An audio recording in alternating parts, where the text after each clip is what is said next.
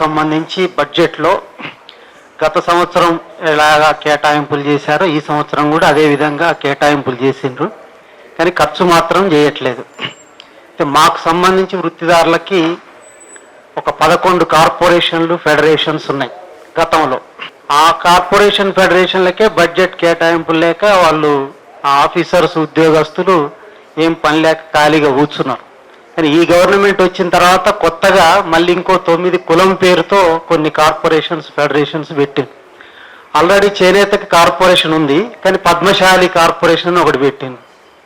అట్లాగే ఫిషరీస్కి సంబంధించిన ఫెడరేషన్ ఉన్నది, మళ్ళీ దానికి గంగపుత్ర కార్పొరేషన్ అని, తర్వాత ముదిరాజు కార్పొరేషన్ అని పెట్టింది. అట్లా ఒక 20 కార్పొరేషన్లు ఫెడరేషన్లు ఉన్నాయి. మేము మేము వృత్తి సంఘాల రాష్ట్ర నాయకులం అంతా కూడా ఒక 10 రోజుల క్రితం ఈ సందర్శన పేరుతో అన్ని కార్పొరేషన్లకి ఫెడరేషన్లకి వెళ్ళినాం. ఏ ఆఫీస్కి వెళ్ళినా కూడా వాళ్ళందరూ ఆఫీసర్స్ అంతా వచ్చి కూర్చున్నారు. మీకు ఎంత కేటాయించారంటే 50 కోట్లు కేటాయించింది. ఏమన్నా ఖర్చు పెట్టిరా అంటే రూపాయి రాలేదు. మరి ఏం చేస్తారంటే సంవత్సరం నుంచి ఖాళీగా కూర్చోవడమే ఆ ఉద్యోగులు కూడా.